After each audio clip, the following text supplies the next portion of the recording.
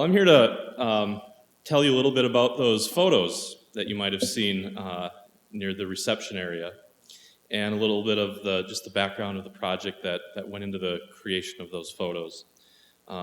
This project is called In a New Light, and it's really based upon and designed strategically upon a lot of Richard Lou's ideas, which I think could be summed up in this statement, which was taken from his book, In the Nature Principle, that reconnecting to the natural world is fundamental to human health, well-being, spirit, and survival. And when I read that, I thought, wait a minute, now that's interesting. Health, well-being, spirit, survival. That's essentially the business that I work for. I work for a residential treatment facility in Wisconsin called Northwest Passage. And we see kids that experience some of the most severe behavioral and emotional disruptions that you'll see anywhere. These are kids who come from backgrounds in gangs, drugs, violence, almost a universal history of physical and emotional abuse, severe mental health issues, some of the most severe ADHD cases that you'll ever see, severe depression, bipolar disorder, schizophrenia. These are all kids who are at the margins of society, and they're about to fall off the edge into a lifetime of incarceration, essentially. And it's our job as an organization to grab them by the scruff of the neck and say, oh, no, you don't. And give them the tools and the sense of hope to get back into society, back into the world, and be productive and happy members of their community. And so I was a teacher for this organization starting a few years ago. And I come from a background, I'd spent prior to that 2 years as a nature photographer, full-time professional photographer, and I was just always looking for ways to get some nature photography into the classroom. And luckily, my wife happens to work for the National Park Service. She's an interpretive ranger with the St. Croix National Scenic Riverway. It's kind of, the green part up on the top left there. And if you haven't been there, by the way, it's worth a trip from Maryland, all right? And call me up, I'll help you plan a trip. But it's basically 255 miles of wild preserved river right near our facility. We're a 10-minute drive from it. And so my wife and I wrote a grant together to the National Park Foundation and got a small grant just to purchase some cameras and a few computers, things like that, for my classroom. And we went out with park rangers, and it started as a small and not particularly ambitious project. It was just a way to do some photography in the classroom. But something started to happen, and the kids started to put their hearts into this thing.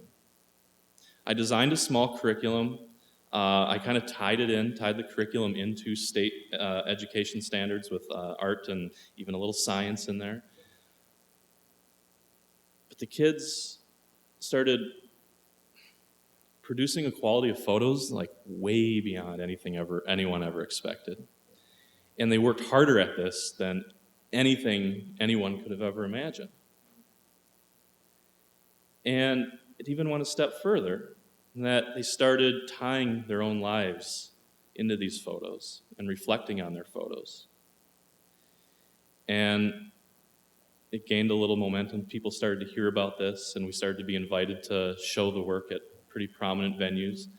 And this is at the Capitol building in Madison, and we showed at some of the most prominent art venues in Wisconsin and Minnesota. And however, it's really the results we started to see were far beyond just photography. So with these kids who often struggle just to get through a day, without completely falling apart, we started seeing far fewer behavior problems, which made all of our other therapeutic objectives way easier. Increased focus and attention span. We'd see these kids with really, really severe ADHD sitting down with a flower and spending 15 minutes working that flower from all angles, trying to get a perfect picture. Breakthroughs in emotional processing. I get calls up from the therapist saying, Ben, how did you get Bobby to talk about his family? I've been trying for that for 5 weeks. And I'd say, I didn't do anything. I just told him to write something about that picture of the mother bear with her cubs. And so strong, this word mentor has come up again and again and again today. I should have almost put this at the top of the list. It formed a venue for me to become a much stronger and more effective mentor to these kids, which made all sorts of other therapeutic objectives possible, as well as the other staff that were involved in this. We saw unprecedented family and community investment in these kids. These are families who've lost hope in their kids. Okay, they just assume their kids are going to just be delinquents forever and that they've given up. But now we have these kids producing these really, really beautiful pictures, and the families are going, oh, wait a minute, Billy can do something positive? Huh, interesting. And even the social workers, in many cases, had lost hope, and now we see the social workers starting to reinvest in the kids.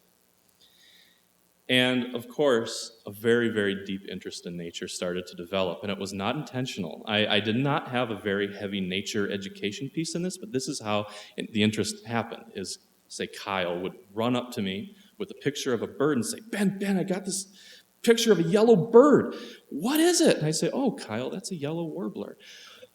Oh, yellow warbler, I've never seen one of those before. And I'd say, oh, that's because they just migrate through. You know, they don't nest here really. They just aren't. They're only here for a week or two every year. What's migrate mean? Well, let me tell you about migration, Kyle.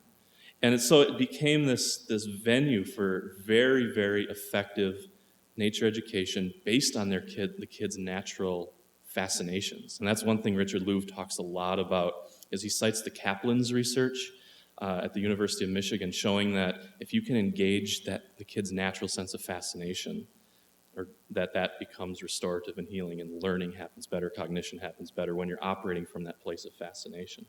So we're in the process actually of we're designing studies and collecting data to quantify some of these things.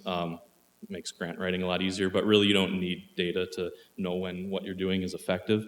And as a result, my organization has basically embraced nature photography programming for every single kid who comes through all of our facilities. We have several facilities in Northwest Wisconsin serving about 400 kids a year, and every single one of these kids has intensive nature photography training now as part of the programming. It also helped us get some more grants, and so last year we got another big grant from the National Park Foundation that allowed us to travel around the country and go to some beautiful national parks. We went to Isle Royale, Yellowstone, Rocky Mountain. And I wish I had time, I could just spend an hour telling stories about all of these. Isn't that great? I know. Telling stories about these trips. But it was truly a special, special experience. And kind of like everyone said, it's almost like the measure when you know you're being successful when the kids don't want to leave. And there was literally tears. These big, tough inner city kids crying at the end of these expeditions. They didn't want to leave. So my goal now is not to proselytize that nature photography is the secret into connecting kids with nature and providing healing experiences and all that kind of stuff. I do happen to think it's one of the more effective and efficient means of doing it. And I'm happy to talk with anyone who wants to learn more about setting up nature photography programming. But I want to talk more about some of the overarching principles and ways of thinking that go into this type of programming, so that then you can take it into your activities, whatever they may be. And this is real simple, kind of intuitive stuff, really. First of all, define yourself not just as an educator, but as a mentor and guide. This is emotional stuff. When you're talking about a connection to nature, you're talking about something deep, something very emotional for people. And that the word mentor or guide conveys that sense of emotion a little more than just a teacher or educator does. So see yourself as leading people on journeys, into nature, not just teaching them about nature. I was really happy to hear when Richard Louv used the word wonder and awe today, because that's it, okay? First, above all, engage people's sense of wonder and awe. The learning happens naturally after that. Okay, and that's not saying that wonder and awe has to happen instead of learning, but just put a little extra effort in before you deploy a curriculum. work on just on getting these kids to buy in and just engaging their sense of wonder. And probably the best way to do this is just let them go. Okay, when you see a kid just off by himself wandering and investigating, that's wonder and awe. My photography, how my days were set up, every kid went out one full day per week for a full day. The first maybe half hour to 45 minutes was photography instruction. It was like a sequential curriculum. We learned a new skill each time. And then I just let the kids go. They'd have to stay in sight and stay safe, and then they'd come to me when they had questions. But the vast majority of the day was just the kids out exploring.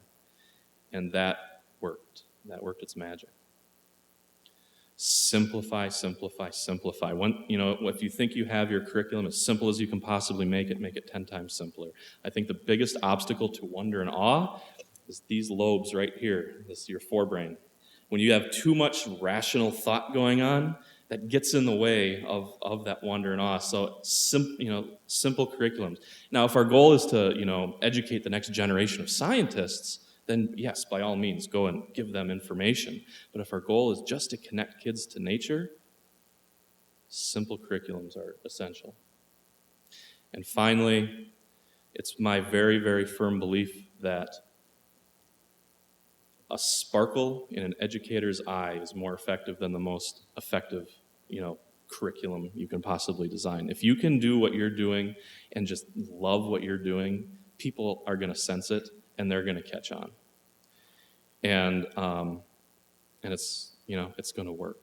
And so try to shape what you're doing, whether you're an administrator, whether you're a teacher, whether you're running a nature center, whatever it may be. Just really try to shape things so that you're just really tapped into your passion, okay? Because that'll make everything easier, and then getting up for work is fun every day. Okay? I basically see the nature principle as a positive feedback loop.